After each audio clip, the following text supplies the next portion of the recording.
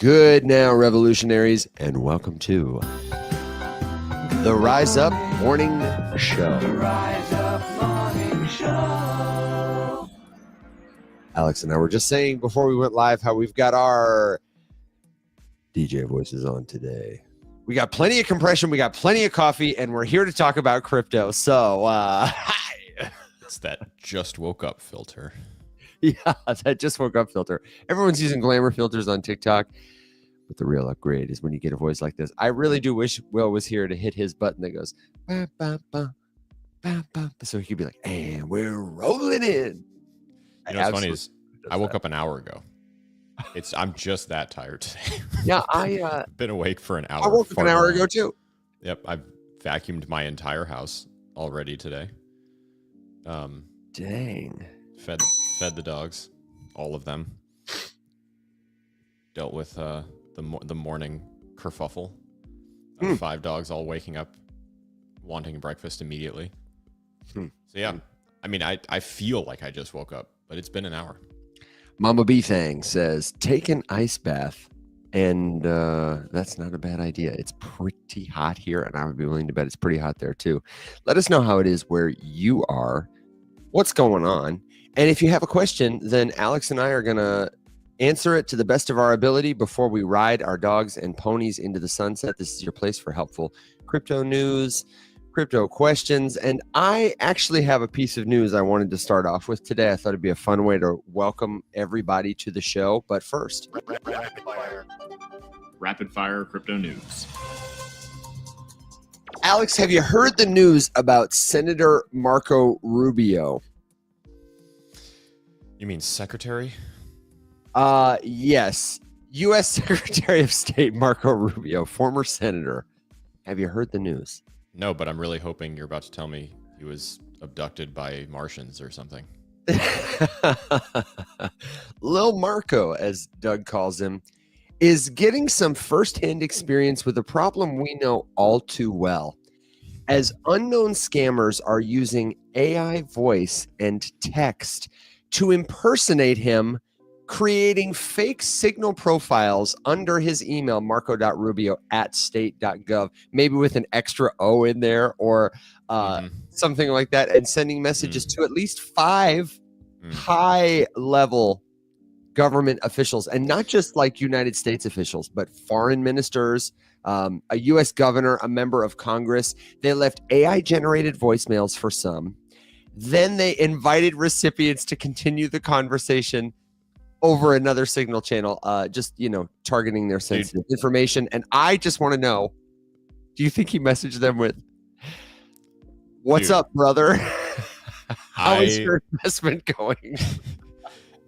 The natural progression of the fake bot impersonator accounts impersonating the secretary of anything and emailing some foreign dignitary with a lure to WhatsApp with I don't know. How is your trading going? How's your diplomacy going, brother?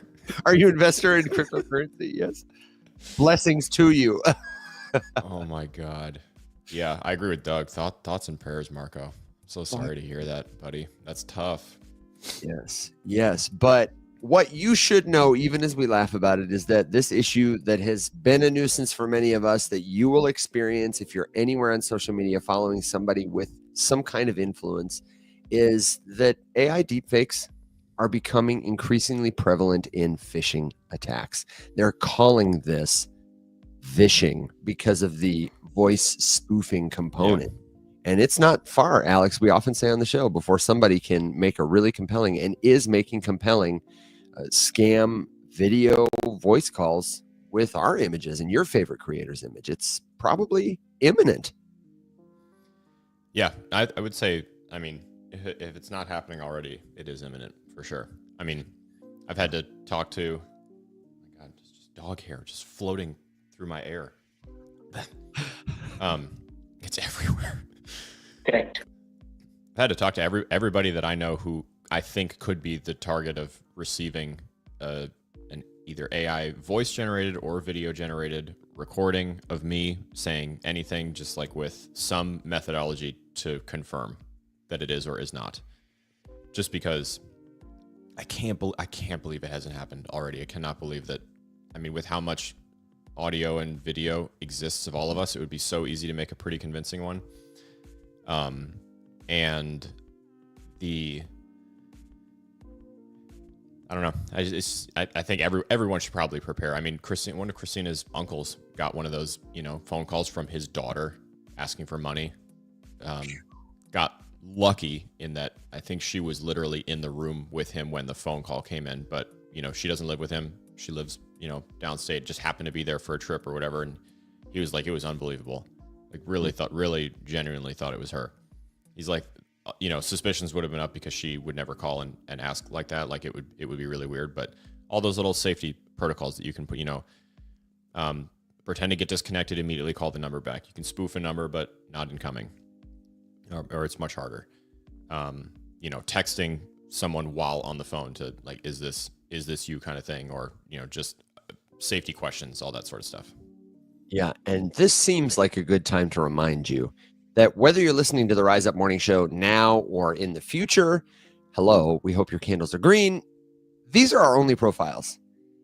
And we have even created a handy dandy list of every official social.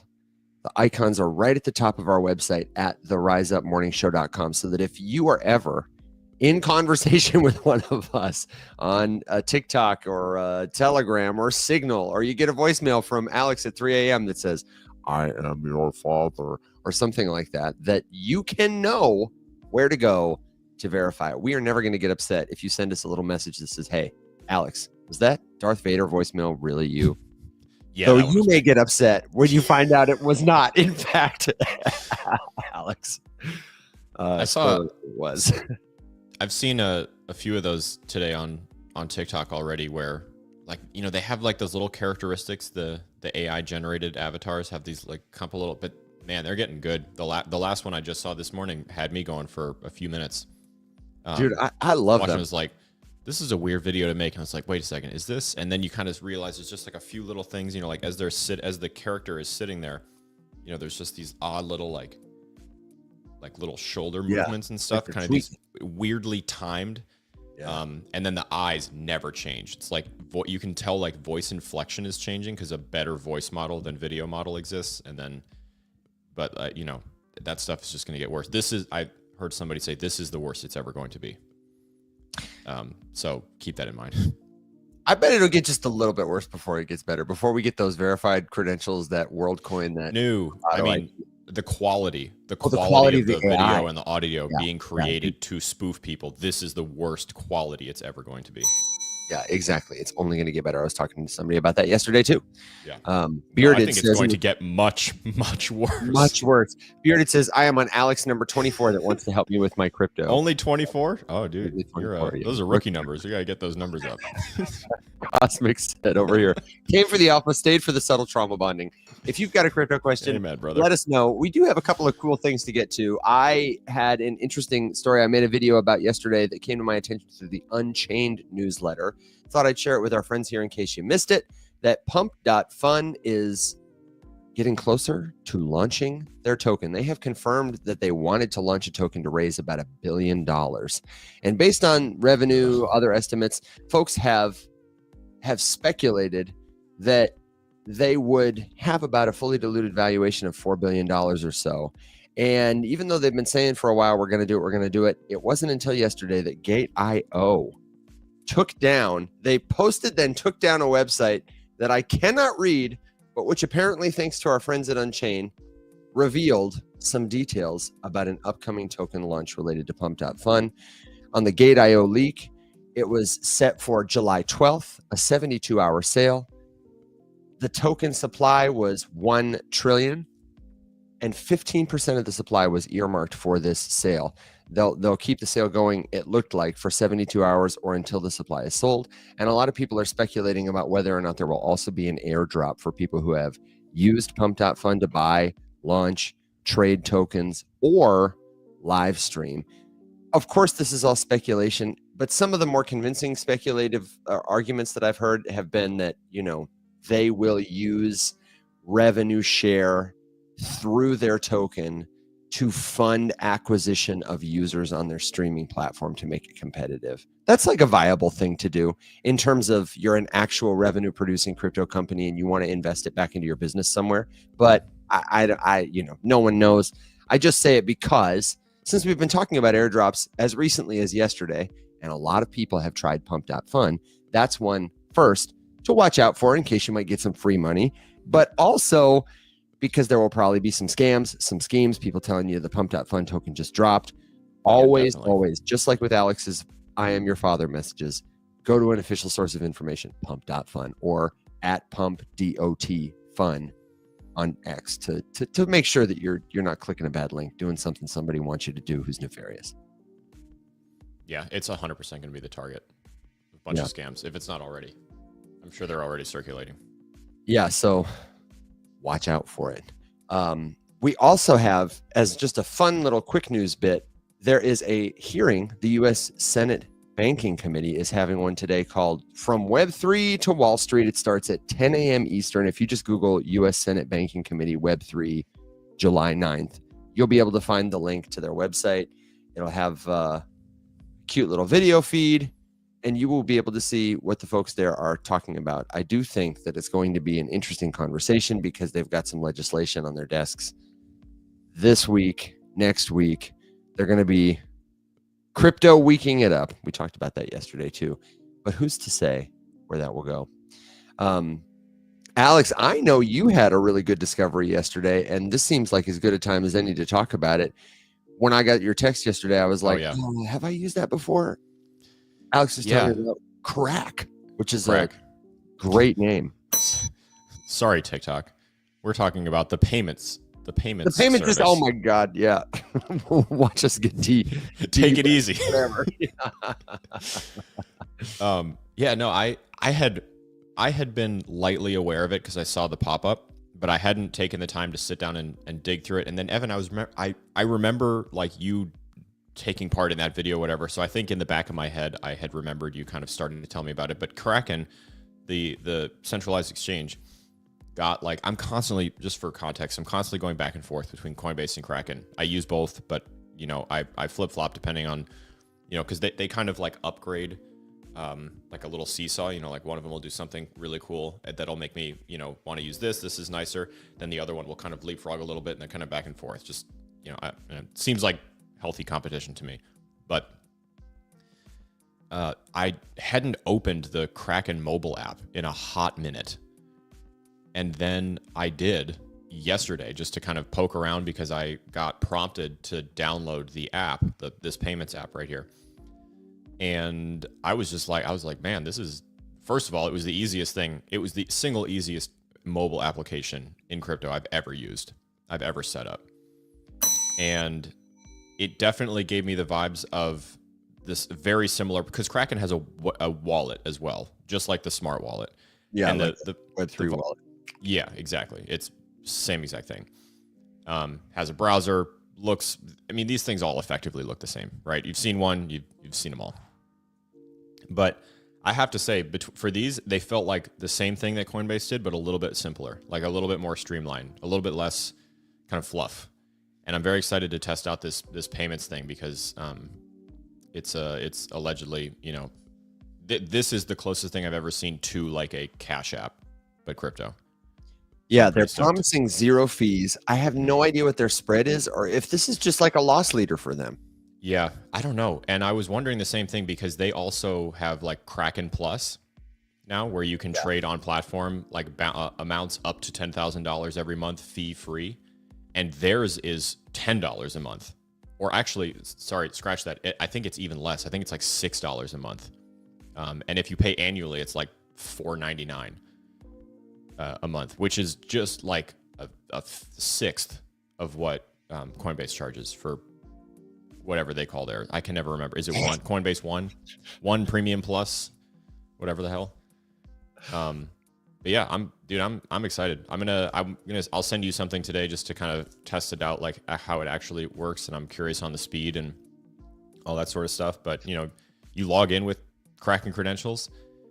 Your whole Kraken balance is available right there if you wanted to, withdraw it to this wallet or use it from this app, you can see the whole thing right there. It still keeps all of your all of my security parameters that I have set up for myself on the Kraken side, the 2FA and the passkey authorization and biometric, like all that kind of stuff. It all carried over and applied to this.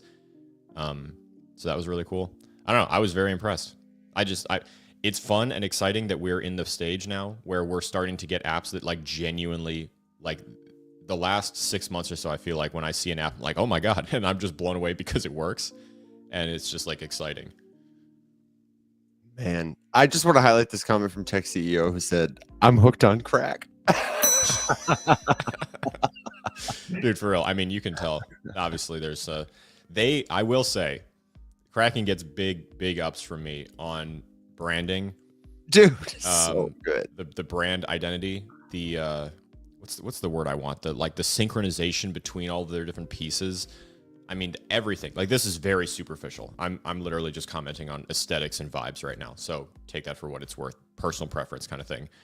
But I mean, ink with the colors and the visual kind of graphics aesthetics that they have around all of the ink videos and ink animations and stuff into their wallet, the exchange. I'm a big fan. Like, it's very well put together. Couple disclaimers. I don't disagree.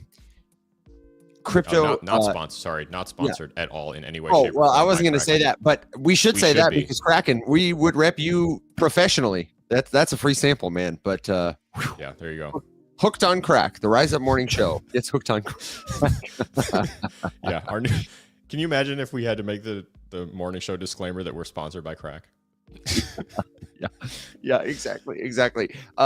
It's available globally except for Australia and prohibited regions. I'm not sure what that means, but it's clickable. We could look at it another time. In the United States, crypto transfers are not available in Indiana, Maryland, and New York. Sorry, guys.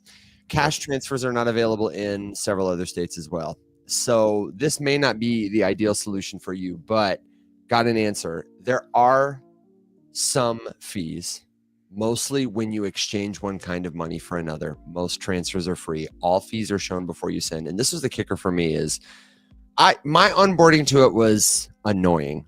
Mm-hmm. It was easy but annoying because there were some Kraken marketing people who I think were hired. I don't think they really worked for Kraken, or if they did, I don't know. They were making a piece of content and they were like interviewing people at ETH Denver, and they were playing a silly game about like, can we ask you some crypto quiz questions and then we're going to onboard you to this wallet?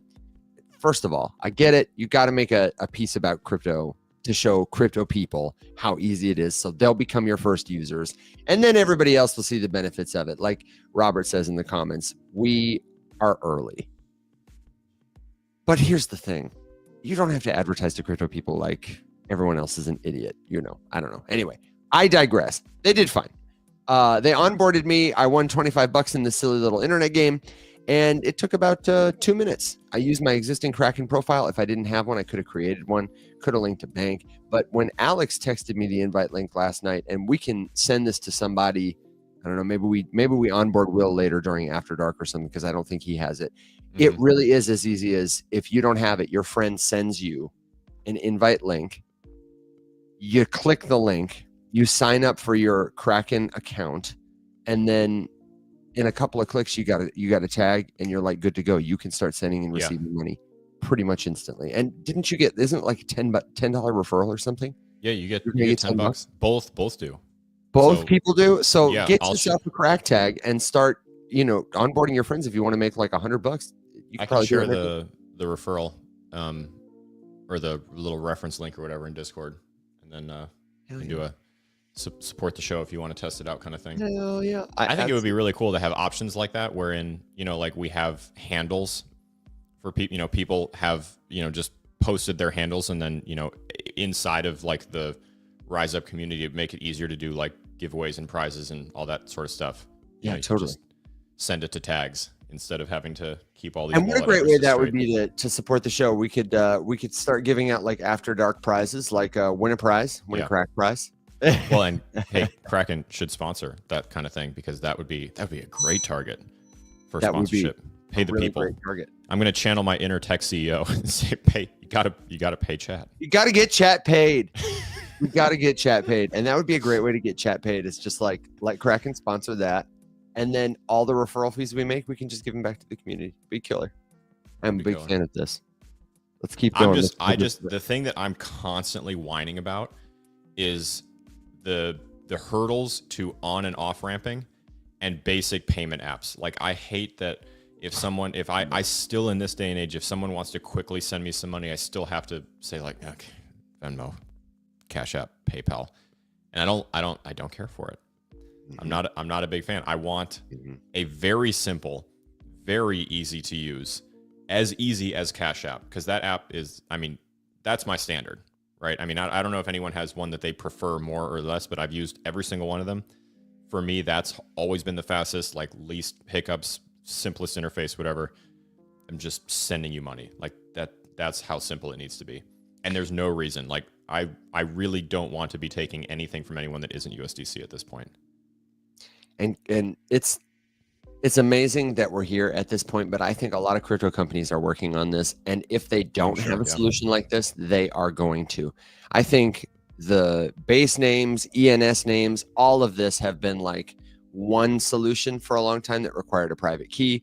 Kraken is bringing out an easier solution that connects to your bank, to a card. I think if they don't have plans to roll this out, that Coinbase will make a plan to roll something like this out soon. Jeff asked, will this make other companies more competitive? Absolutely. You notice what's kind of happening too is like they're all taking a different piece of the pie. Like Robinhood and Kraken took the on-chain stocks approach. Coinbase is one of the first to dive into like perpetuals. I'm gonna come back to it. Keep going. But Phantom is about to launch a in-wallet feature where you can, what is it? I just scrolled past it. A direct perpetual trading in their wallet with Hyperliquid so that you can use your non-custodial wallet. You don't even have to go to Hyperliquid's platform, and you can access like 100 crypto markets directly from your Phantom wallet app without a need for external exchanges or any other app. Bullish. It's killer. All that kind of stuff is happening around our space. This is a really exciting time for that right now. It's extremely exciting. Yeah, like stablecoins and AutoFi is coming soon. That's what I'm excited for next. Done for you. Especially just because right now, I mean, prices and markets are kind of boring, for lack of a better, they're relatively flat. There's not like any super crazy moves happening. Like, I saw some questions about why is it pumping today? And it's like, what are we, 0.5%, 1%? I don't know. I feel like it's just kind of that like little, heart monitor blip kind of range that's happening. Nothing specific. Nothing like earth shattering or super specific happened. I don't think that is contributing to it. But at a time when things are flat and boring, fewer people are paying attention. Those who do pay attention, like you get to be at that point when people are like, oh shit, where was I 6 months ago? And like figuring out how to use all these different things, that's where I want to be. I want to know how to use all this stuff before the crazy stuff happens. So I don't have to think about like trying to learn an app or learn a new skill or find a way to do the thing I want to do later when shit starts to get super exciting again, because I studied it all now. And these things are just getting so much easier. I mean, I was digging around in Kraken's mobile app because that got a huge refresh too. It looks completely different if you haven't looked at it in a minute. So they've got all the stock stuff is in there, and it'll kind of like annotate like when stock markets are closed and when they're open, when you're buying and selling and trading out of stocks. You can buy into all of the big ETFs, SPY, QQQ, VI. They're all like all of the Bitcoin ETFs, like all that stuff is in the app now. It's just clicking around. You got your crypto portfolio on one side, you got the stock on the other side, you've got the ability to look at all these different funds and baskets over here that you can trade in and out of, like from the same balance. It's fucking cool. It's really cool. Damn. I mean, because it like that's where right now I use Charles Schwab, and we were kind of talking about traditional apps when we had Brian from Glider on the show not that long ago, and the marriage of these TradFi trading apps and how they haven't had to do anything in a long time to like be more user friendly or any of this other kind of stuff. And now if I go back and I look at like my Charles Schwab mobile app, which works, I mean, I use it. That's where I, delegate my Roth IRA contributions every month, make sure they're where I want them. But like the app sucks. And now looking at like Coinbase's app, Kraken's app, I'm sure that others are, following and working on stuff too. I mean, I think what Polaris is working on looked really cool yesterday. We were talking to Himu about it. Yeah, I think, spoiler alert, our friend Himu Rahman here on TikTok and everywhere else on the internet, he's the head of product over at Polaris Exchange, and he doesn't talk about it much on his socials, but they are trying to build think of, if you haven't seen his morning update videos, he is a calm, well-framed, well-lit, no rush, going to help you understand crypto markets for somebody who absolutely knows nothing about crypto. And that's like, if this app was a person, it would be Himu. You know what I want him to do? I really want him to record like a headspace meditation that is just talking to me about crypto. Hey man. And I want to hear the clinks of the matcha setup in the background and the pour over, and I want to hear like him with the little matcha bag, and I want to hear the scoop and like the light tapping of the bamboo against the side of it. I want Himu, hook me up. I am a big fan of this. He would kill it, dude. He'd be so good. Dude, he honestly, it would. I went back and I was looking. He mentioned some other social accounts that he had started before this kind of foray at explaining crypto to people, and he's an artist of a very like high degree, and you can obviously tell when you look at how he clearly understands light. But he had a really nice series going for a while where he would sketch beautiful products, everything from coffee makers to typewriters to Dyson vacuum cleaners. It was really like kind of a cool sort of content side journey. So yeah, I'm excited for that, for our friends and colleagues in the space to be building apps that will give people optionality, not just to do actual stuff that matters, bringing cash on chain, but also to give them a more like diverse user experience. The bet that most of these crypto companies are starting to make now is that there is no need for you as a user to know every part about the tech. There is not even a need, frankly, for people to have to learn private key management, self-custody, though we think it's important. Yeah, I think you should understand it, but I would agree. I don't think you have to be prepared to write a dissertation about it. I think that's a little excessive. I think you should, if you want to, dive deep for sure. But no, I think that's that's kind of the magic of the whole, like, how do you, in this ever present question that crypto is constantly asking, how do you make onboarding more simple and easier and whatever? And like we were talking to Himu yesterday about, right now we are building things with a crypto user in mind and simplifying the UX for crypto people, not for someone who would like to use this stuff for the first time, someone who already knows how to use it, which means that it's not user friendly. It's not beginner friendly. And I mean, I think that's really the answer. I think POAP has been like a leading example of how you do that for years. And I wish that they had more recognition for it, because they have the best mobile app in crypto, in the sense that you're doing stuff on chain immediately with very minimal setup. It's super easy to use. And as soon as you're ready to take it to the next level and custody stuff yourself, there is a very simple process for you to do that. And it makes sense and it's intuitive, but you don't have to get started. I think that's the way. I've sworn for years that's the way. Yeah. I've got the screen share up for people who are joining from X, from YouTube, especially if they're the kind of people who are thinking, oh, they do crypto content over there on TikTok. I've been thinking about that for a while. Himu is absolutely somebody you need to know, whose content is a helpful model. Alex, you said it yesterday. He showed up and just hit the ground with a bang. He really gave a masterclass in how you can introduce yourself as somebody who works in crypto to a non-crypto audience and share actually helpful information with them. So shout out Himu. And shout out to all of our, we have a lot of friends who've been doing the work here on TikTok for a minute. You know who you are.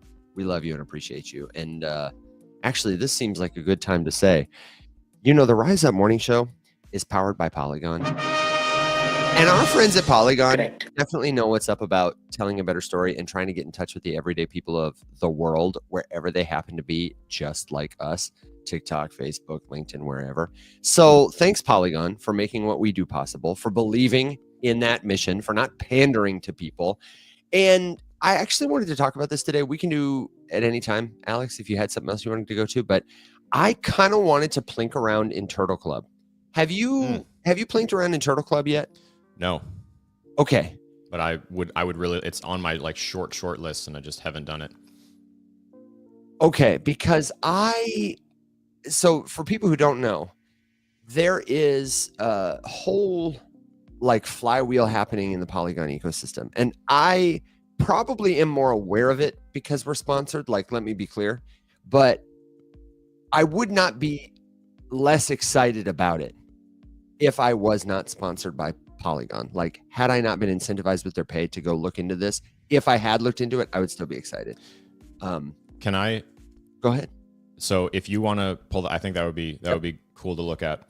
Let's do it. I have something completely unrelated to anything that we've talked about that is just one of the best things I've ever read. And if you would like, I'll read. I want to read this to everyone just because it's absolutely hysterical. Okay. I want to warn you all, it has nothing to do with crypto. So this is just what we're going to do. This is the sideshow while Evan gets set up. Get a sideshow. You do that, and I'm going to make sure I have absolutely everything I need to make this work. Okay. So the context is Christina sends me this yesterday, and she read it to me before I was allowed to see the picture. This is a dog rescues adoption post for a dog that is currently available for adoption. And I'm going to read this to all of you, and then I will show you a picture of the dog. So your task is to build a picture in your mind of what you think this dog looks like. Okay. Are we ready? No, you're not ready. So here we go. I'll give you a little drum roll. Have you ever wanted to adopt a sentient middle finger wrapped in a cloud of fur? Meet Igor. We have reason to believe he's a cursed Victorian child masquerading as a 10-pound stuffed animal. He was not born. He appeared. No one remembered how or when. He materializes in doorways and stares at corners, and he knows exactly what you did. This dog does not want to go to the dog park or to brunch. He wants your ex-boyfriend's head on a platter. And that mean girl in high school who said you were ugly, he's putting her soul through a meat grinder. Igor wants you. He'll plan evil schemes with a dog sibling or two, but he doesn't want too many friends. And he might need an exorcism if you bring that nice golden retriever from down the street over for a play date. We tried training, and he made the trainer cry. We tried treats, and he gobbled them and then immediately suffocated the house with the chemical warfare that came out of his rump. Igor is only satisfied when he's cursed the bloodline of your enemies and sent a plague to ruin their crops. He's not a good boy. He's an experience. He will allow you to live in his home if you agree to worship him like the tiny, furious deity that he is. His adoption requirements include at least one human who finds small, emotionally stunted men intriguing. If that's you, apply to enter a legally binding relationship with a fluff-coated poltergeist today. Who wrote that brilliant piece of prose? So what's funny is Christina found that from one of her cousins who had posted it because it went viral. And then I was like, where is that dog? That's my type. I need that dog. And and then it turns out he's in Savannah at a rescue that I know quite well. And Evan, I'm gonna send this to you in Discord so that I can get it onto the computer where I'm streaming from, so I can share it with everyone. Because oh my god, I am a big fan of this. I am a big fan of this. Tech CEO says, we'll take him. right? Everybody loves him. For folks who don't know, Alex is the maestro of many dogs. Hang on, here it comes. And at any given time, he is actively involved in rescuing, I don't know, several dozen. He homes at least half a dozen at any given time personally. And so this is Igor right here. That's that right? Igor right there. My God. I don't really, I didn't see it coming. I was expecting someone who looked a little more terrorizing, but maybe that's his intent with that look. As he he's got one eye on each of us. Katie asks if I know who wrote the post. I do not, but I'm going to find out tomorrow. I'm going to ask the shelter for more information about Igor because I'll send you Katie, I'll text you the Facebook link to his adoption post. The rescue shout out is called Renegade in Savannah. If you go on Facebook and you search for Renegade Rescue Savannah, you'll find it. And he is their most recently posted dog. It sounds like a post you would have written. Dude, it's masterful. The thing is that when Christina started to read it to me, I got the sense like, okay, this is going to start off really strong and then just kind of be sort of lame and go on for too long. Because starting off with a sentient middle finger is one of the funniest things I've ever heard in my life. I lost it. And then it just kept getting better right into cursed Victorian child. I mean, dude, yeah. I was like, I cannot wait to read this on the show tomorrow. I cannot wait to share this with everybody. I also like the comment, he is Will the Fifth. We could, Igor, aka Will 5. We do need a little like embodiment of our mascot. He kind of has that ghoul look to him. He's got a little ghoul. Yeah. Well, and it's funny too, because the comments are full of people who say, I fear this is my type, or sounds like a guy I dated in college, or I have one of these at home. And actually my sentient middle finger is currently traipsing around the kitchen. I can hear her click clacking. And that's the perfect description for Pumpkin, who I will like wake up with in the morning and take outside, and she'll walk around the backyard super slow because she's ancient. And then she'll like come back inside and immediately shit on the floor in the kitchen. And I'm like, that is 100% dog middle finger. Just, I was outside. I saw the yard. Not today. The kitchen is where I will poop today. And sentient middle finger. Anyway. Thank you for letting me share. I lost it. But shout out to rescues everywhere. Support them. We're doing God's work out here. And right now is one of the worst times in my 20 years being involved with dog rescue that I have ever seen. There are more strays. There are more surrenders. There are more backyard breeders getting shut down. There are more animal hoarders getting shut down. Like we are completely inundated. Donations are drying up. Like if you have the capability of donating to whoever your local animal shelter is, you should. And if you need one, let me know, because I have one. Beautiful. Shout out Lovable Paws. Good. That was a good segment. That's a good segment. We got to do something for the dogs. We definitely do. And for the turtles. So let me tell you about Turtle Club really quick. How Alex became to be aware of Turtle Club actually it's very serendipitous. So if you've been tuning into the show, or if you haven't, you know that Polygon is going through kind of a renaissance as an ecosystem. They have just incubated and successfully launched Katana, a separate layer 2 network and DeFi protocol that aims to optimize for what they refer to as like useful or active total value locked. Because everybody says total value locked, our TVL, it's great. We got $1 billion in TVL. But to Will's point yesterday, if you're Cardano, your TVL is just sitting there. Like it's not useful. People aren't using it. Yeah, dormant. Exactly. Dormant TVL. The benefits of cryptocurrency is that it gives velocity to information that represents things like money. You can send payments quickly, instantly, or you can get access to locked up capital. I would say, I think that it is worth drawing a little bit of a distinction just between, like, as we talk about the conversation of TVL, because it's always presented as like a single metric. We've kind of talked about it's not always the best metric. Like I would never judge Pump.Fun's success by their TVL because they're not a platform that should be custodying tons of money and holding high TVL. You'd look at volume or revenue or whatever. But between different ecosystems too, because the argument back in the day for high dormant TVL, not necessarily that it should be dormant, but just that was not a bad thing. Whereas now I would honestly call it probably a detriment to the network, is that if you take it out of circulation, lots of networks used to advertise this back in like kind of the earlier days of proof of stake. It was advertised like how much of the supply is staked. And that's good because it's a security feature of the network. Like the higher that is, the more secure the network is. In that sense, good news.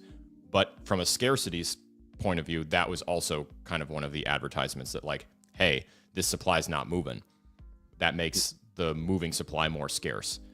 And I don't think that that's like as good of a thing. For Bitcoin, it makes sense, right? Like that's kind of the point. It's a scarce asset. But for some of these smart contract platforms, like they are supposed to be used. You want inflation. You want high volume. You want this stuff moving around. Like that's the whole point. That's what makes the network go around. You know what I mean? Yep, I do. Correct. But as we kind of became familiar with what the Polygon ecosystem was cooking, there's this sort of flywheel. Polygon, it's the oldest layer 2. It's fast, it's cheap. They've been building for a while, and they're successful in the sense that they are a company that has built things, incubated things. They have a bigger bat to swing in a lot of problems. They have strong people who work there, more than some company that's just starting up right now and has to gain a lot of mind share. They've sold some tokens. You know who they are. In the crypto space, people trust them. And sorry, I don't mean to rug you again, but just because the question came up, Turtle Club is not like a Polygon project. They are completely separate. Turtle Club works with a whole bunch of people. They're a liquidity service. So separate, but they just do work together because they're titanic. Yeah, and honestly, so is Katana. Katana is incubated by Polygon, but it's a whole nother chain. And the purpose of this chain is really to kind of accelerate this cross-chain liquidity oriented around money transfer. The other piece of this that was accelerated by Polygon is Ag Layer. Ag Layer is what it sounds like, an aggregation layer for information that represents money. The goal is to make it an interoperable thing. Everybody's got their own stablecoin, and every blockchain is working on this right now. Like all the legacy players, the people who are like Polygon, who've been here a while, your Stellars, your Cardanos, whoever, your XRPs, they are all like, hey, stablecoins are the best app in crypto. They're the future. Use us to bring your money on chain. Everybody is playing that game right now, more than any other game in crypto. That and other real world assets. We're trying to bring new money that's not just crypto, Twitter, DeFi money into the space. So Ag Layer is a significant attempt at this. There's a lot of liquidity coming into Polygon. Turtle Club is, as Alex said, a liquidity provider, but it is a collection of people like you and me who are giving this protocol their liquidity after the protocol says to somebody like Katana, hey, Katana, we got all this money over here. And instead of just like doing DeFi stuff with it ourselves, we want to know if you're going to launch a protocol soon and if you'll allocate extra tokens to us, because look at all this money we're going to bring you. Katana doesn't work if people don't give them money to do their job with, to cover buys and sells, to make it a seamless experience, to give them, we say, deep liquidity. So Turtle Club sees that there is an opportunity in the market for a group of people to negotiate collectively together. That's what they're doing. They have this campaign, and we're going to actually do some like under the hood stuff today, Alex. I really don't know how we're going to get to where we're going, but let me just start here. If you go to turtle.club, you want to play along. Alex, maybe you can assist me here and there with a little screen share. Yep, got you. But you will see a website that may be confusing. This is a kind of DeFi, run-of-the-mill DeFi website, but it may be confusing to some people who are coming here for the first time. So I just want you to see what it looks like and watch us kind of drive through this together. Turtle.club.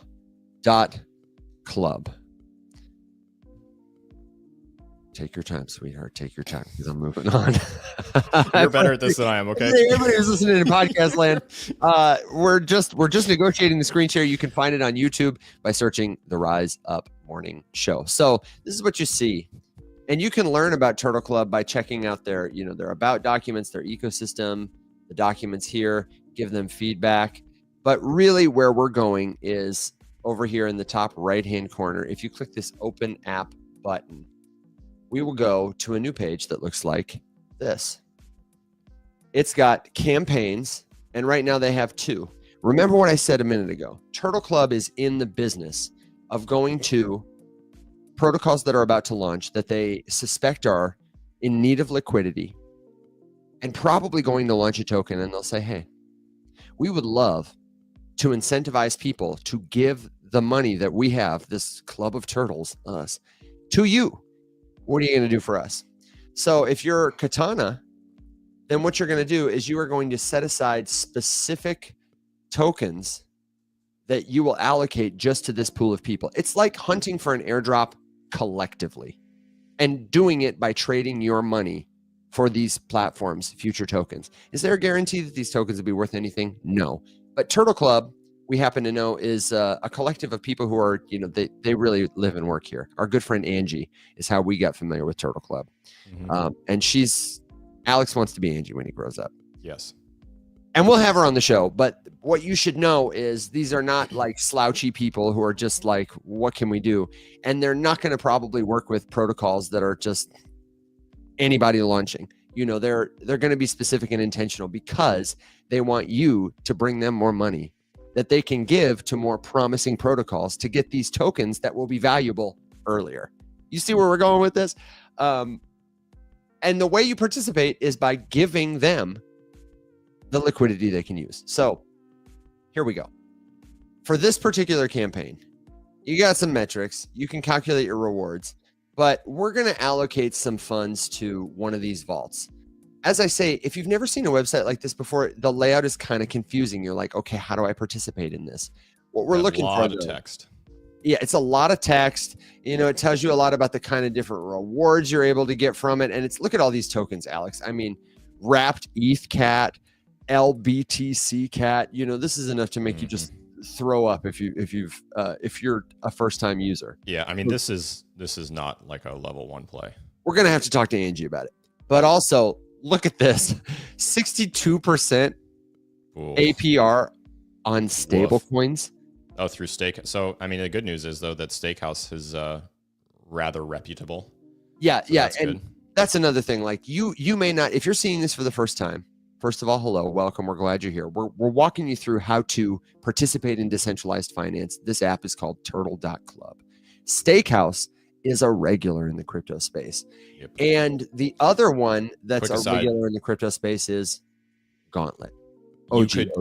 And you could take both of those, Gauntlet or Stakehouse, and go over to something like DeFi Llama and get the full skinny on them. Revenue, TVL, volume, all that good stuff. All of it would be on their profile there. Yep. Now, if I click this little share button, it'll take me to Etherscan, where I'll be able to look at the smart contracts to see how Stakehouse has set this pool up, like what they are doing to generate yield in the background. But they're probably using some combination of borrowing and lending. Same thing here for Gauntlet, also a name worth knowing in the DeFi space. They have made a business of knowing the math that helps crypto DeFi people make these protocols work, to figure out, you know, how much Bitcoin should we buy with this money and what rate should we lend it at and all that stuff, so that it can stay rewarding but not too risky, or so that they can build pools like this, which are just code and math for every risk appetite. Gauntlet is a very well respected name in our space, and they're one of the biggest companies that do this. They've got like 6 dozen people, I think, which is significant for a bunch of math nerds. So how do I participate?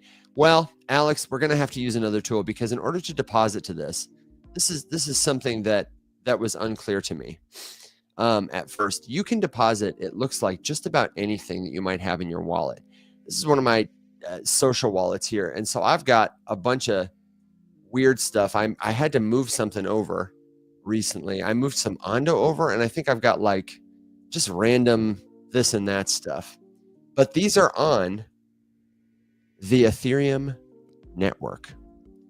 They don't tell you anywhere on their website that is the network that they're using, but I know it's the network that they're using just based on the tokens that appear for me. So if you don't have assets on ETH, you can use a bridge. And my next question really quickly is, do they have, I guess we'd have to go to the docs to see this. Please connect to Katana network to interact with this vault. Yeah, they have vaults on other networks. So Katana AUSD is another one. If we wanted to use a vault on a different network, we might have to use a bridge. And I just wanted to show people who are making this play specifically, you can use the new bridge at app.katana.network, but I also don't know where it is yet. So Alex, do you happen to know where it is? I have not gone through all this. There it is. There we go. See, this is good. This is Alex and I learning in real time. It's what you can look forward to. Which is honestly kind of a good indication too of like what the onboarding experience is like. That's right. To go through anything. I always try to like not go through anything until I'm about to try to like talk about it or cover something for the first time. Just because I like to go through the experience in real time. I think it just makes it feel a little bit more real. I agree. So it looks like if I go to add funds, that is what brings me to, oh, damn it, hang on. Bugged myself. No. For everybody in podcast land, my computer is absolutely refusing to zoom out of this tab, so I might have to do this. Katana, it works like other bridges. So if you have assets on one chain, you can swap them to Katana. I don't know what the interface is going to look like, but that's the button you click to bring it up. To Robert Steckler's question, he asked about my Ondo. Can I deposit this Ondo into this vault? I don't know. Let's see. Let's just go for it. I have a feeling it's not going to be worth it to do that, but whatever asset I decide to swap in, it looks like it's going to earn that same APY. I've got some slippage here. One Ondo is 82 cents, and it's going to result in giving me, yeah, interesting. So and these are combined APYs, by the way. But I'm going to do, yeah, and let's look at that next. I'm going to do USDC just so you can see what the process looks like. I'm going to do $10, and let's see what the gas fee is like. I'm going to have to approve the USDC in my wallet. I'm going to deposit it in a separate transaction. And this seems like a good time to tell you that this play is only available. Many DeFi plays where you earn passive income on your crypto are only available to people who are using a self-custody wallet. That means you are the only person who holds your private key. It's not Coinbase. It won't work for Kraken. It won't work for Uphold. It won't work for Revolut. It won't work for Robinhood users. If you're one of those users, we'll have next steps for you in just a second. But for now, if you're playing along at home, you'll click the confirm button if you can get your little mousey to scroll. And you don't see this, but I've got a little confirmation in my wallet over here. Hang on, I'll show you. That's what it looks like. I can review the request. It shows me the address. If there's a network fee, the network is Ethereum. There's not. I'm just confirming the asset. Oh, sorry. Did I rug you? My bad. Rugged. Hang on. Here it comes. Whew. And then it's got to approve the token. Oh, boy. Now I'm confirming in my wallet. I won't screen share again so you don't get rugged.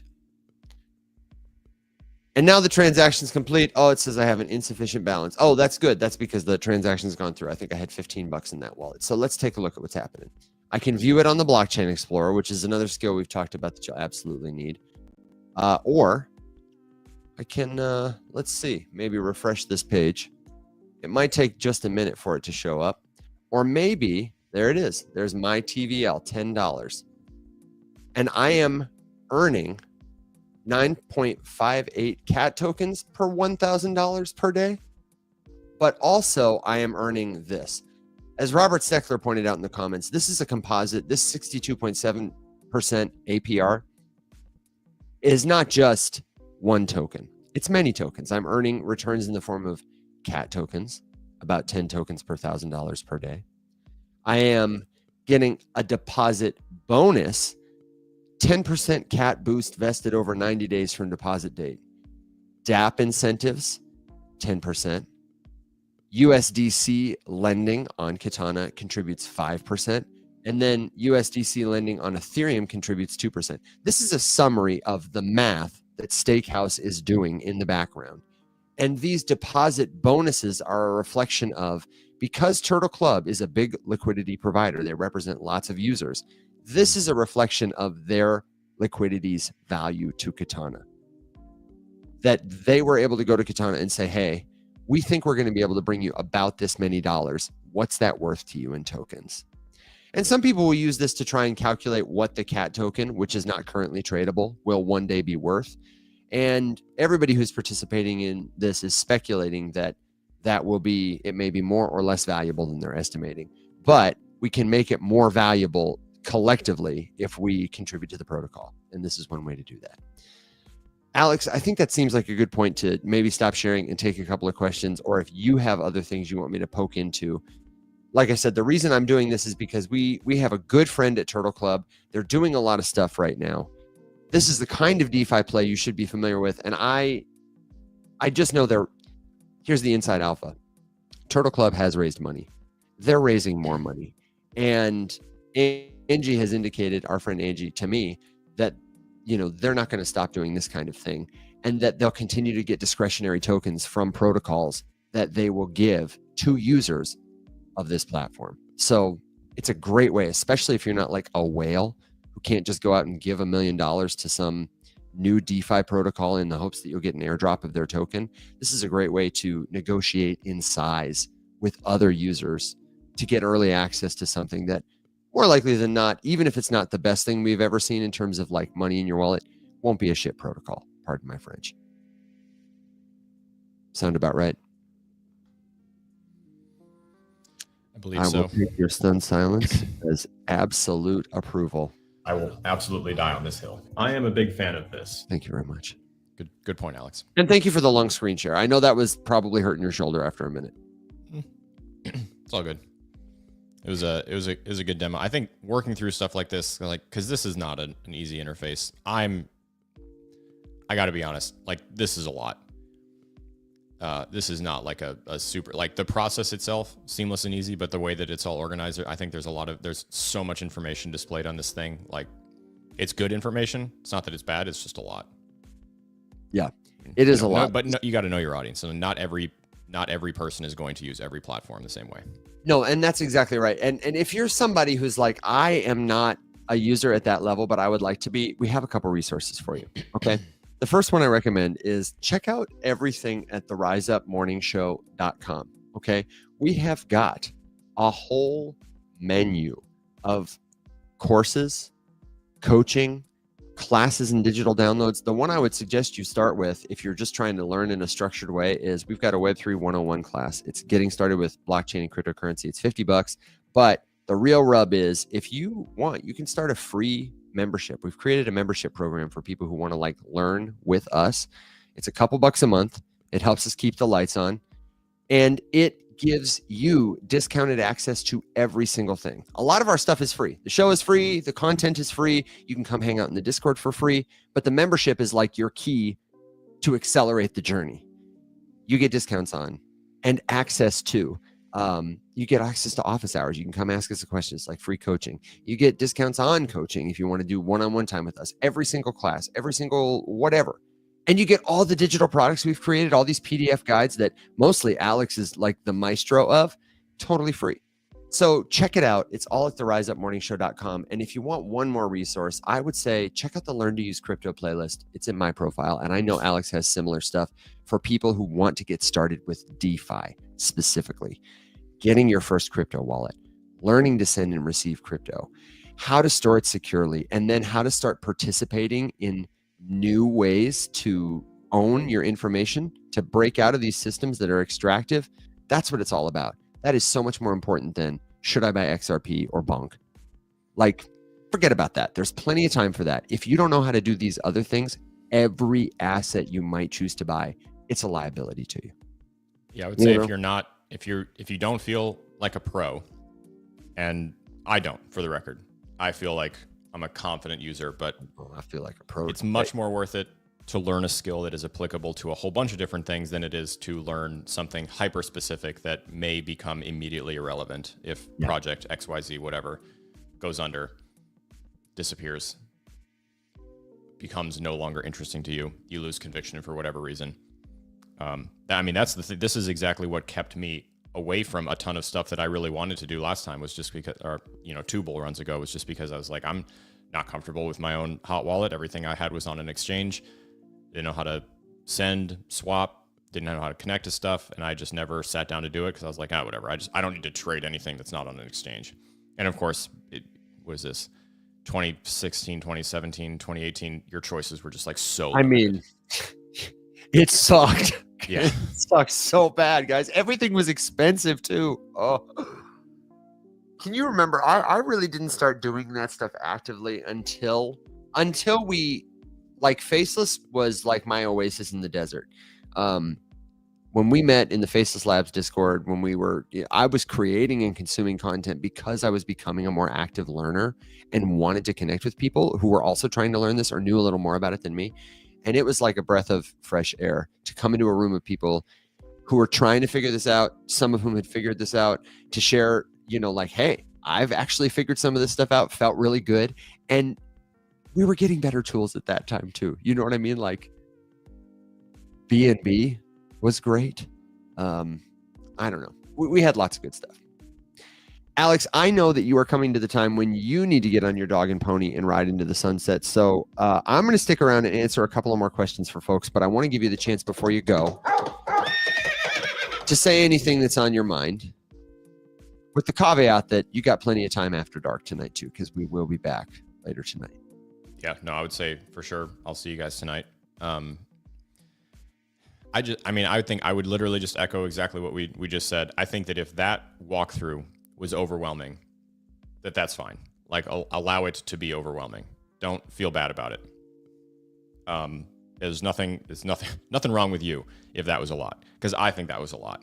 It was a lot. But I do also think that it's worth learning about this kind of stuff. When I think about like the way that most people can use this technology, these services, these protocols quickly and easily every single day to get like one singular benefit, it's to maintain a little bit more control over your money and actually put it to work for you without having to do anything super, super, super crazy.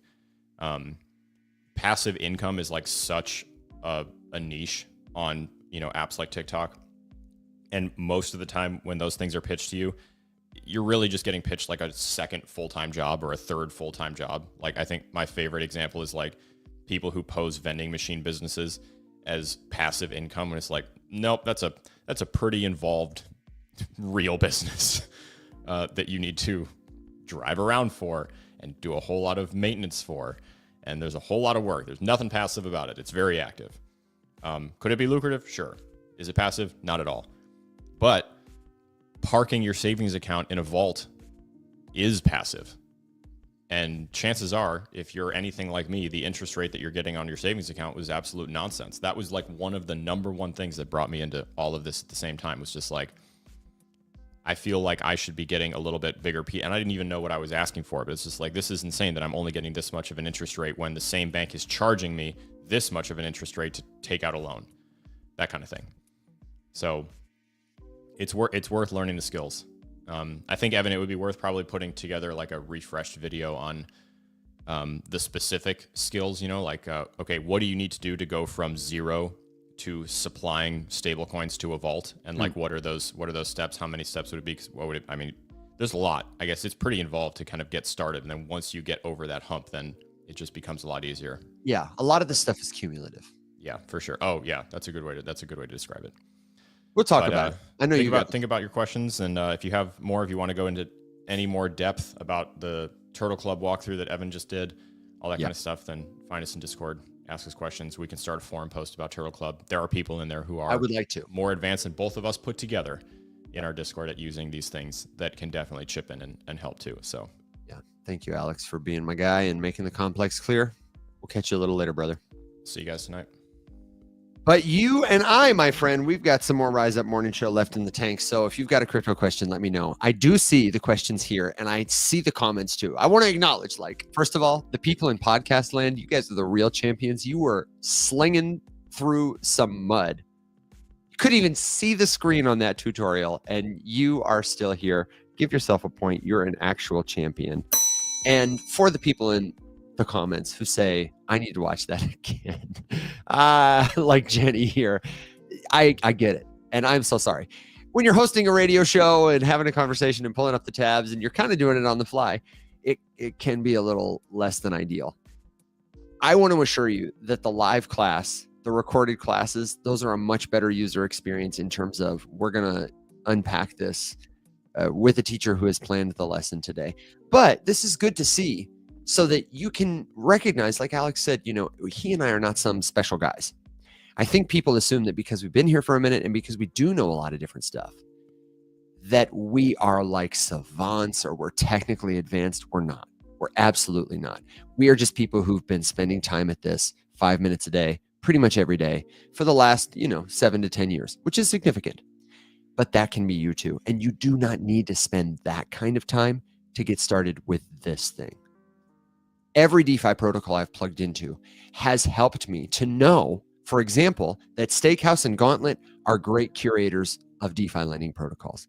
It has helped me to know, for example, that interface is pretty common.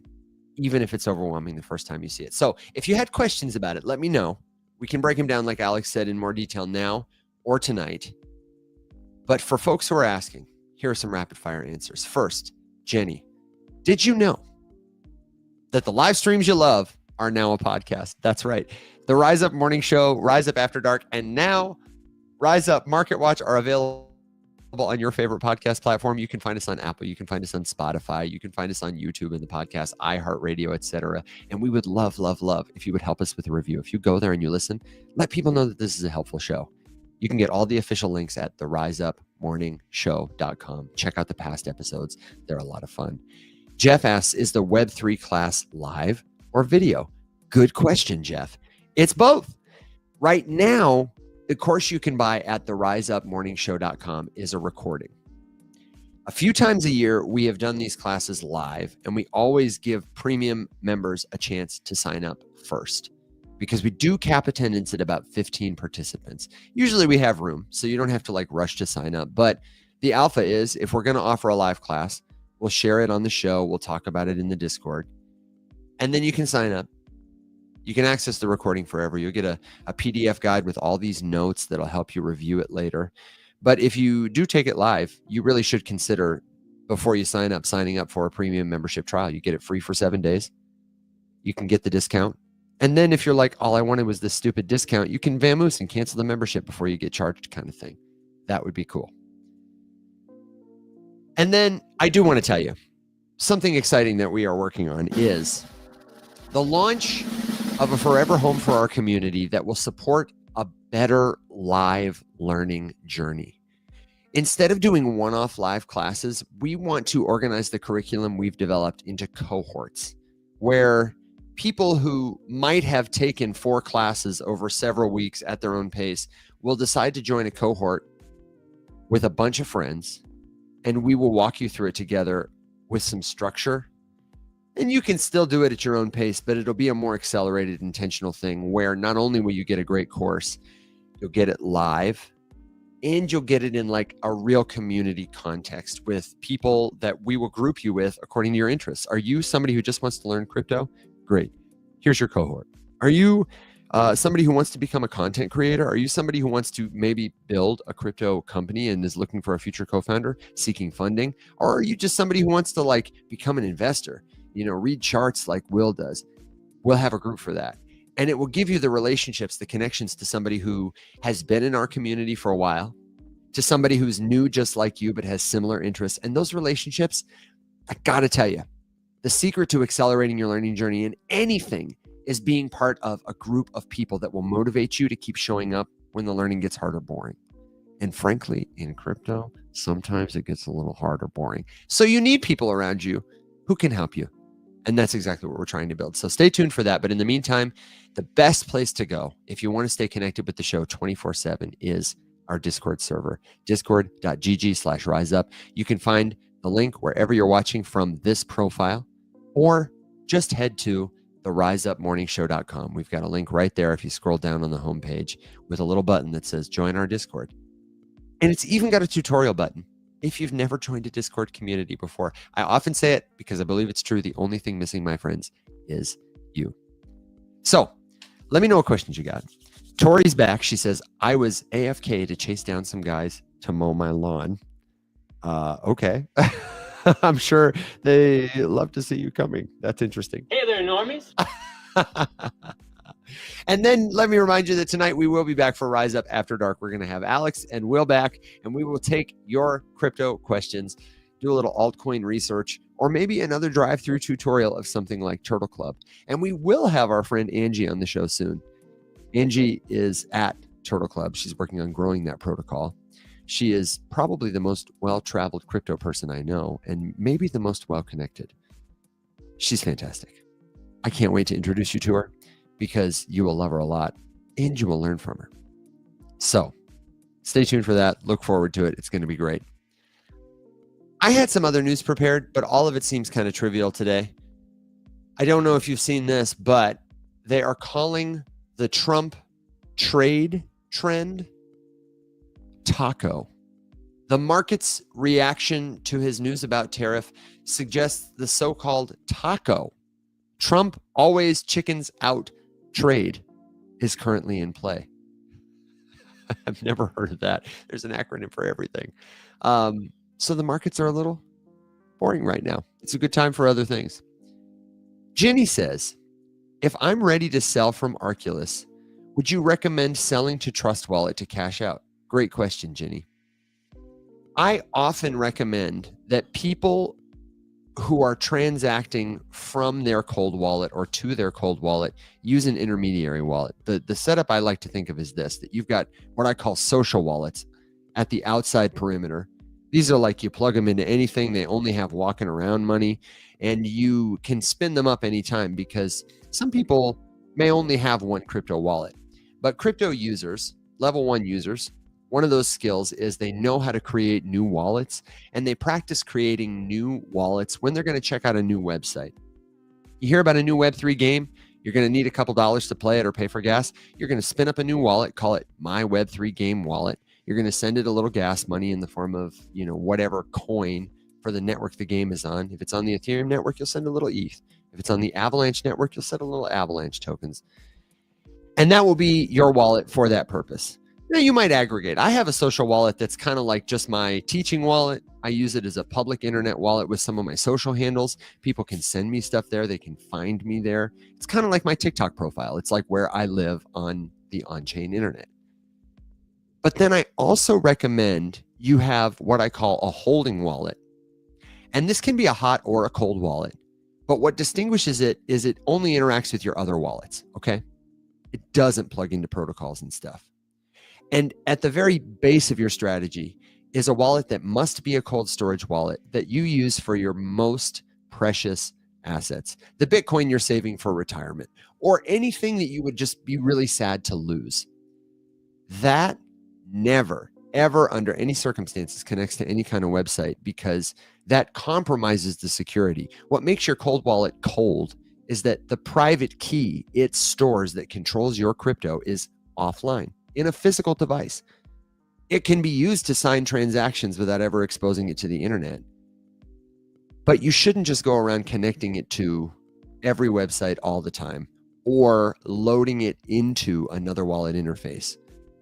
MetaMask has a feature that's really nice called Wallet Connect. They pioneered it for Ledger because Ledger users wanted to have an interface that made their transacting easier, and they didn't want to have to load their private key into MetaMask.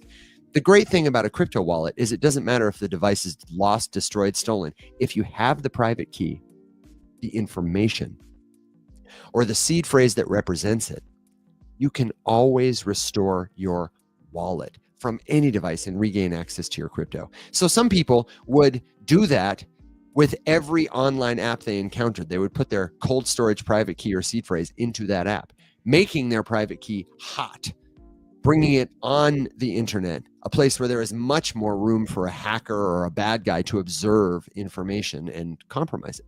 So I recommend, if you're transferring from a cold wallet to another wallet, that you would use a holding wallet in between. And the reason is because if somebody has sent a bad link or something like that, you are one further layer protected from the damage. Don't want to compromise that cold wallet.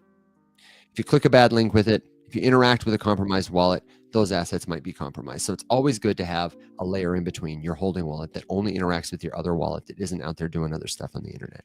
However, if you're sending assets from your cold storage wallet to an exchange, to Kraken, to Coinbase, Robinhood, Cash App, in order to cash out, to sell your crypto, to turn it back into cash, I think it's fine to send those things from even your most precious cold storage wallet. I think it's fine. Unless you want to maintain some kind of, obfuscation. You don't want people on chain to see that you're interacting with that site or whatever. I think it's fine. And I would say it tends to be more cumbersome to use a cold wallet to do that kind of transacting. But it doesn't have to be, and interfaces are getting better. I really think, I've been using Arculus more. I think that's a good example of a cold wallet that could be an everyday carry. It is just as easy to transfer assets to and from my Arculus wallet as it is for me to set up transactions and transfer assets from MetaMask or Coinbase wallet, but it's more secure. So totally fine to send from your cold wallet directly to an exchange for the purposes of cashing out. That's a really good question. And thank you for asking, Jenny. If you have other questions as you prepare to sell from your Arculus, then let me know. To specifically talk about Trust Wallet, which you asked about, I don't recommend using Trust Wallet to cash out because buying and selling on a wallet is usually much more expensive than buying and selling on an exchange that connects to your bank. Wallets, Trust Wallet, MetaMask, Coinbase Wallet, they have to do third-party services. So you're paying the wallet a fee and you're paying a third-party service a fee. Usually it's more total fees. And you're paying a gas fee because everything's happening on chain. Exchanges like Coinbase, Robinhood, Kraken, Uphold, Webull, Revolut, Crypto.com, they abstract away a lot of the fees because you're interacting with them directly and they have a big pile of money that they can use to do all kinds of things. That's part of their business model so that they can offer you lower fees than the wallet does. So that's my recommendation. I would recommend moving it to Coinbase, moving it to something else that connects to your bank that's not a wallet. Jeff asks, where can I get a premium membership trial? Jeff, good question. If you head to theriseuppmorningshow.com and you click the three little dots in the top left corner that look like this, for all my podcast people, you just got to take this on faith and open a menu. You'll see an option for memberships. When you click it, you'll see a little blurb, all the kind of cool stuff you get, and then whoop, become a member, start a free trial. It'll take you to the Discord shop. And if you're in the Discord already, oh, look, I've got Igor still up. If you're in the Discord already, then what you'll do is you'll go to our server, shop. And I'll share this for the folks who are on the internet. That's where you will start a free trial. It lasts for 7 days, and we will extend the free trials once we launch our Circle community.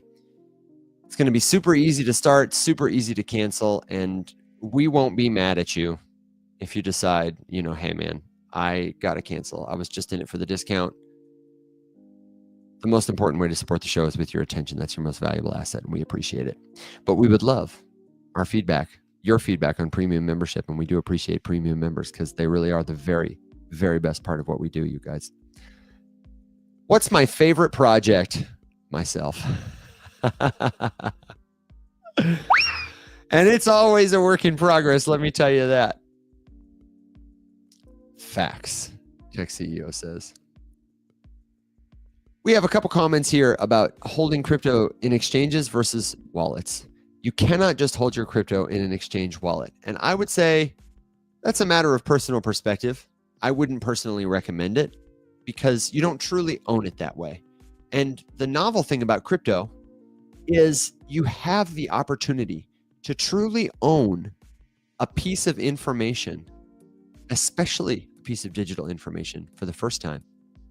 The first time in human history. It's total innovation. So you should learn self-custody. And if you want to learn, like CryptoBoat, who asks, does the Rise Up website have a tutorial?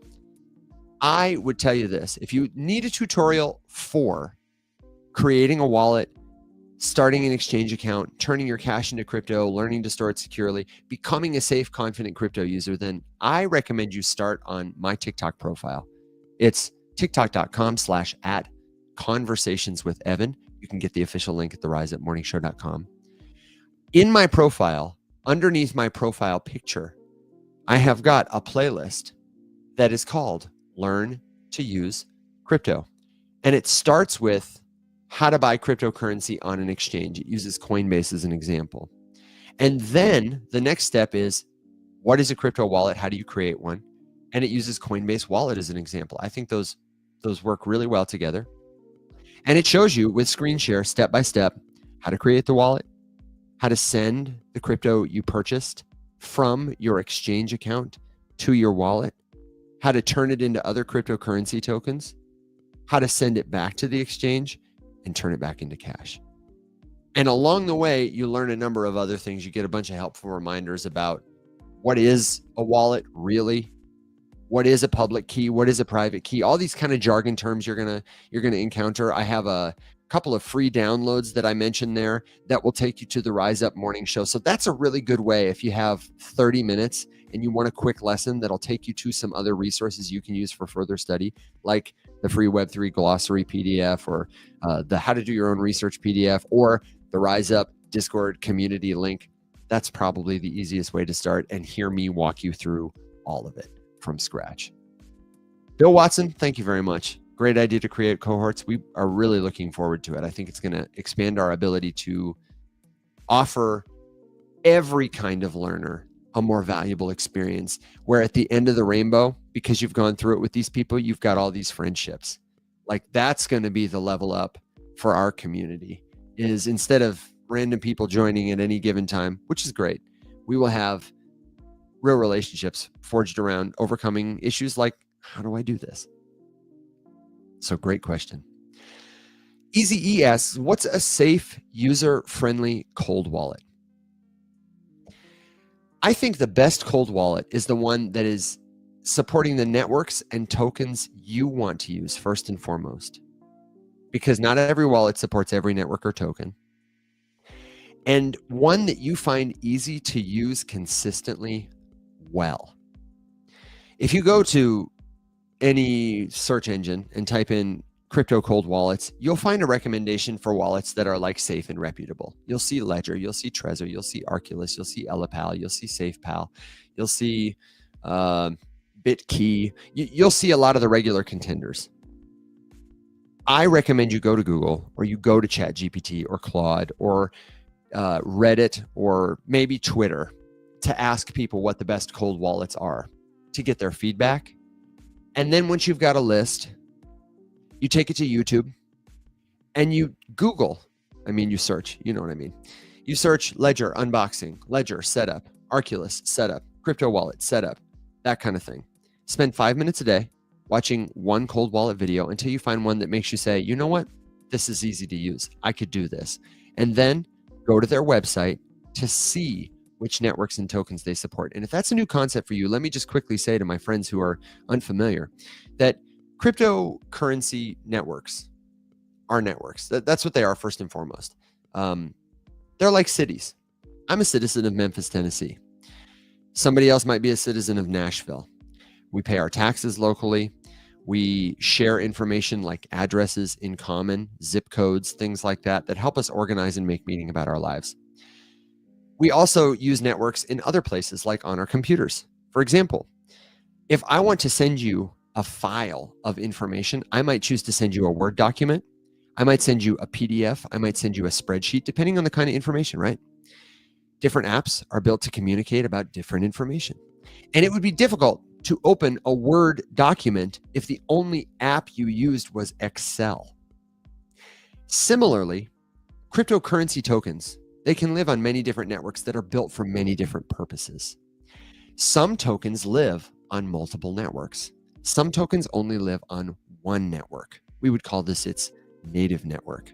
This is something you can learn more about at length, but for now, you just need to know that not every wallet supports every token. Not every wallet supports every network. One of the challenges people encounter is this, and they say, it'd be so great if somebody just made a crypto wallet that supported every token and every network. And my friend, you're right. But here's the problem. It'd be like making one app that supported every currency around the globe. Why is that difficult? Well, because every currency comes with different rules and regulations, has different governments that supply it, that provide it, that have laws about what can be done with it. And just like that, every cryptocurrency network is built differently with different code for different purposes. And there are more and more of them all the time.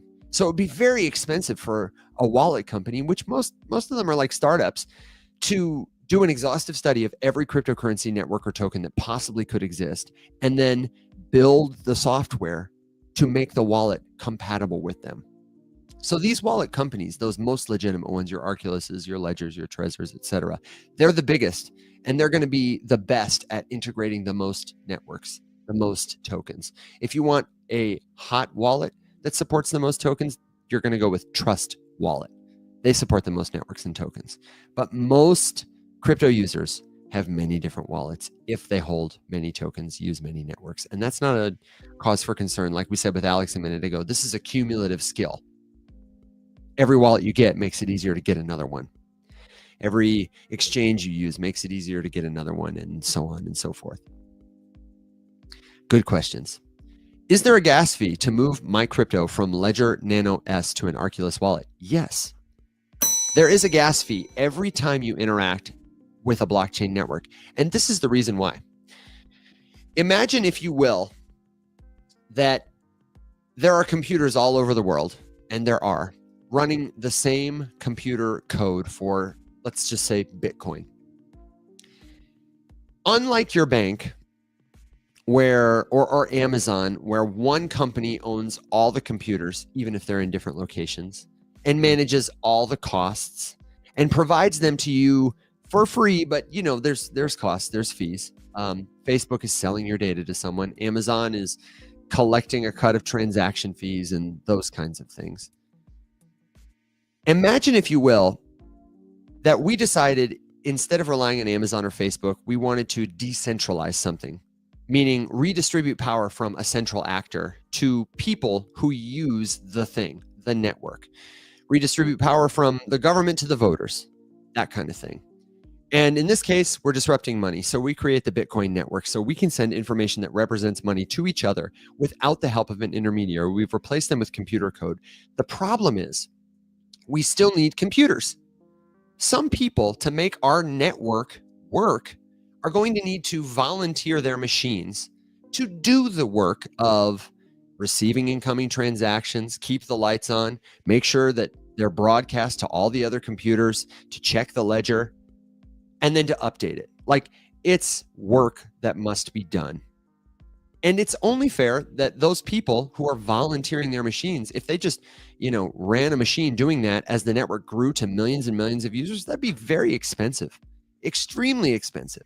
So what we have done, what we have built into the architecture of cryptocurrency systems, is implemented something called a gas fee that helps offset the cost of this energy based on a variety of things. It's different on different networks. Sometimes it depends on how active the network is. If gas is really high right now, it means a lot of people are using the network, and so more energy is being consumed, so it costs more to submit your transactions and have one of those computer users say, yeah, I'll take it. All of that is automated, mostly, adjusted manually sometimes, but it's what makes our entire blockchain ecosystem run, the gas fee. It is not an extractive fee like the fee you might pay to Amazon or to Facebook so that Mark Zuckerberg can fly to Jeff Bezos' wedding. It is a fee that helps support these people who are, essentially doing the work to make the thing run. You can mitigate or avoid gas fees by using layer 2 networks or using fast, cheap layer 1 networks. Those might be jargon terms for you, but if they are, and if you're like, wait, I still have questions, let me know. Or write them down and ask GPT about that. That'd be a good one. How do you see the gas fee before you do the transaction? Every time you submit a transaction, if you're using a cold wallet like Arculus or Ledger, it'll come with an app that prepares the transaction for you, that will show you before you click to sign is the word, or maybe confirm is the word your wallet uses. It will show you what the fees are, and it will allow you to approve or deny the transaction. And I would recommend you get familiar with some of the different gas tracking websites. CoinGecko, I do believe, tracks gas. I used to use a website called Cryptocurrency Alerting. It could send you an alert. In the old days, transacting on the Ethereum network could be so expensive. You might pay hundreds of dollars for a transaction in a gas fee. At times, they exceeded thousands of dollars. It was wild. You didn't want to be transacting at those times. So you would use a website that tracked gas prices based on network activity to send you an alert to say, hey man, it's cheap right now. Tori says, I've got to run. Going to help Dad with his radio repair. Love it. See you tonight, Tori. Thanks for being here. And thanks to all of you for being here. This is fantastic question and answer. It's one of my very favorite things to do and one of our very favorite things to do on the Rise Up Morning Show. So if you've got a crypto question, a suggestion, a good joke, a word of wisdom, a prediction before we ride our dogs and ponies truly into the sunset, then leave it below. If you're listening in podcast land, you can reach us too through the comments. You can join the Rise Up Discord server. You can find us on your favorite social. Or if you're listening in podcast land, or you're not listening in podcast land, then do me a favor, please. If you found this valuable, please, more than joining the membership, more than paying us to take a class, more than anything you can do, you're already supporting us with your attention. Just go one step further and leave us a review. Let people know this is a helpful show. The podcast is where we're trying to grow, and then we're going to continue to focus on the other socials so that we can meet people right where they are. We rely on algorithms when we come online to let folks know we're here, and you always show up, and we appreciate it. But there are so many people who are going to encounter misinformation, or they're not going to encounter any information about this stuff. And if you don't take anything else away from this, I want you to understand that the technology that makes cryptocurrency work is going to be so much more than money. The way your smartphone does so much more than calls. And all of it is going to help us, help people to align our values, make meaning together, and coordinate in ways that right now are difficult or impossible. They will help us. Mostly in ways that have nothing to do with money. And all of it is stuff that everyday people can learn about. You don't have to be a techie. You don't have to be a billionaire. You don't even have to be interested in Turtle Club to be tuning in and learning about this. Humble Pirate says, amen. More than currency. Chill Will asks, so it will take over banks? I would encourage you to think about crypto less as like a threat to any one thing, take over, and more about it's a novel technology. It's like language or electricity in the sense that it is a general purpose technology that will affect every industry.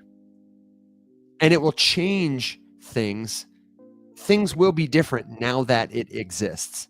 When the printing press was invented and then distributed, all of a sudden, everybody learned to read. It changed us fundamentally. When steam power came online, look at that, came online. You know what I mean?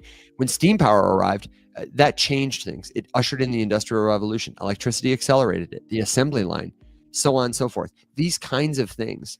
There are, I don't know, about 30 general purpose technologies that have been identified that have that kind of effect on the world. And blockchain, paired with, cryptography, the way we have done it, is one of those general purpose technologies. My thoughts on crypto and currency exchange rates. I think crypto will make currency exchange a more seamless process. I think sometime soon, companies like Kraken or Coinbase will see the potential to displace some middlemen and earn a bigger cut for themselves and kind of reinvent like banks 2.0. But eventually, people who become more familiar with these novel tools will understand that those are unnecessary intermediaries, and they will come to demand alternatives that don't take fees from them that they will start to see as extractive. That's my prediction. If Alberta separates from Canada, they said their dollar will be backed by gold and Bitcoin. That's interesting. I don't know how I feel about that. On one hand, if I'm a Canadian government maxi, I would want them to have a free floating currency because then they can do whatever they want. They can extend the power of their empire because they can print money. On the other hand, if I am somebody who's interested in currency backed by stuff and they are backing their currency with gold and Bitcoin, it makes me, less excited about Canadian dollars because why wouldn't you just buy gold or Bitcoin? That's what I would say. Easy E asks, where should I buy the Arculus wallet from? The TikTok shop. If you go to let me verify the handle here. Hold tight. If you go to this is Arculus, I do believe is their handle, or their website is getarculus.com, then you can go to, here we go. Let's see what's their, they don't advertise their TikTok. What? Yeah, it's This Is Arculus, at This Is Arculus on the TikTok shop. You'll actually be able to get it for, I think, $89. It's $10 off. It's usually about $100. And I would say that can be expensive for some people. Most cold wallets cost about that much. But if you're somebody who's like in cryptocurrency because you're investing or speculating, before you buy $100 of Bitcoin, you should buy a cold storage wallet. I think that's a good choice for you. And you can buy it online. Totally fine. Arculus will have a list of authorized resellers on their website, getarculus.com. It'll be in the resources tab. But you could just as easily go to the TikTok shop. They are responsive. They're helpful. They've been on our show, episode 323. In the second half, we interviewed Dr. Adam Lowe, one of the co-founders of Arculus, where he told us what makes Arculus secure, in his opinion, the best cold wallet. We asked him to rank cold wallets if he could not use an Arculus. And I asked him a couple of questions. So did Alex, about the Ledger backdoor. What's true? What's not? Where are the cracks in the security? And it was a really helpful, illuminating episode. So I recommend you check it out on your favorite podcast platform or YouTube. Episode 323 of the Rise Up Morning Show. I believe it's called Arculus versus Ledger. I think we gave it a sensational title. Connie says, or is that Carrie? I'm sorry. My old eyes over here. I'm new. I have some XRP in an Exodus wallet and was told I need to link to Web3. This is a great place to end. If you are on the internet and you're learning about cryptocurrency, you will encounter people in comments and direct messages, some of whom may be impersonating creators you know, like me, telling you your wallet is not secure. You need to upgrade to a quantum financial wallet. You need to upgrade to a quantum ledger. You need to upgrade to a new trust wallet, to a Web3 wallet, to a decentralized wallet, yada, yada, yada. The common thread is fear, urgency, and a solution that usually leads you off whatever platform you're on. Go to this website, send me a DM, WhatsApp me, Telegram me, and this person, when they get you a loan or they get you where they want you to go, what they're going to lead you to is a bad link, which will either compromise your machine, your device correctly, and take your crypto. Compromise your device correctly. What does that even mean? Correctly found its way into that sentence, and I'm not sure how. It will compromise your device and take your crypto. Or it will lead you to a web page that may even look like your favorite wallet. It may look like Trust Wallet's website. I have been scammed by bad websites that look like websites I'm used to visiting. And what they will do is they will ask you to back up your wallet or restore your wallet. And they'll ask for your secret phrase, your 12 or 24 words that you got when you signed up for Exodus's platform or created a MetaMask or a Coinbase wallet or a Trust wallet. And as soon as you give somebody that, that is everything. That's your key. We call it a private key. And we call a seed phrase a secret phrase because those things are never to be shared with anyone ever under any circumstance, because that is your wallet. Your crypto doesn't physically exist. Where it exists is on the record those computers keep, those networks of computers. And how do they recognize you as the author, the owner of this or that piece of information assigned to your private key? Because you can verify that you know the private key by presenting it when you're asked. Your wallet does this for you with like button clicks and stuff. But the way it would work manually is like a password at a gate. Someone would say, hold on, you want to send some Bitcoin? What's your private key? And I would tell them. I would verify it to them. So anybody who has your private key or the seed phrase that can be used to derive it can control your assets. That is your access to crypto. It doesn't physically exist. It's a piece of information. When you give those people your information, they will take your assets. And there is no way to get them back. So what do? Number one, if anybody impersonating your favorite creator, or even who appears to be your favorite creator, anybody who messages you directly, treat it like a scam. Anybody who comments underneath you on a TikTok video saying, I can show you how to do this, I can help you recover your funds, I can whatever. If they're not a verifiable person who is answering your question in a general way, like me or Alex or Will, that person, if they're trying to get you in a DM, is probably trying to take your money. No legitimate creator will ever reach out to you personally directly offering to invest for you, help you get passive income, tell you your wallet isn't safe. If your wallet is not safe, you're going to hear from it. You're going to hear about it from the Rise Up Morning Show. You're going to hear about it from following them, their official account on a site like Twitter, from their website, from a press release. Nobody on the internet is going to comment personally under your post of all the billions of posts to tell you, hey, this wallet's been compromised. Did you hear? Airdrops are another thing they'll tell you about, especially as an XRP holder. You will probably see a lot of comments that say things like, have you claimed your Flare airdrop? Flare is a legitimate project. The airdrop really happened. It's done now. Those are people who are trying to lure you to a bad website to scam you. I hope that helps. And I am seeing a lot more of that lately. So please, please, please be wary. Always verify everything that you read online. And then if you have questions, come to a place like this to ask. Navajo, who says, is there anything I can do about stolen crypto? I'm sorry, but if what you've done is compromise your seed phrase or clicked a bad link that led to the disappearance of your crypto from a wallet, that crypto is gone. There are some ways in some cases that crypto can be recovered, but we should talk about them in another conversation because for our purposes, for most people, your crypto is gone, it's irrecoverable. And there are lots of scammers on the internet who will prey on your hope and your ignorance to take advantage of you to extract more money with promises that they can help you recover it. There are a lot of people. Sometimes it's the same scammers.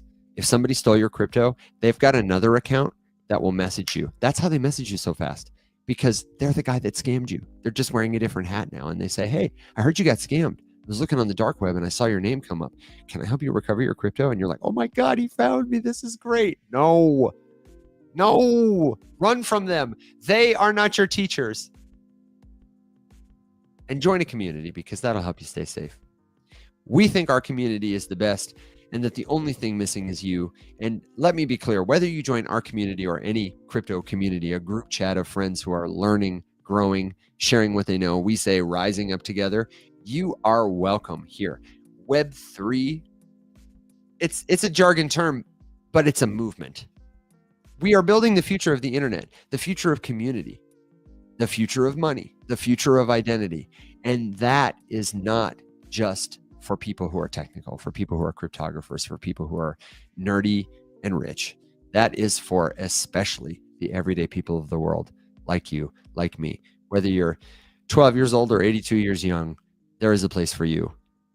And we're so glad that you're here because your attention is your most valuable asset. You could be doing anything. Of all the things in all the world you could be doing, we get to be here together now. And I'm so glad that that's you, friends. So check out all the links on the riseupmorningshow.com, especially the Rise Up Discord server. Get in there. It's totally free. And if you want to try a membership, you can find more details in the membership tab at the riseupmorningshow.com. But don't worry, friends. You don't got to spend a dime to learn with us because we're back tonight, 7 p.m. Central Standard Time. Alex, Will, and I will be taking your crypto questions. If you want to submit one, do it in the Discord. And then tomorrow, we'll round out the week with a final Rise Up Morning Show. You can find all our shows, all our links at the website, theriseupmorningshow.com. So thank you one last time for being the very best part of what we do, my friends. Until next time, everybody, stay safe, be well,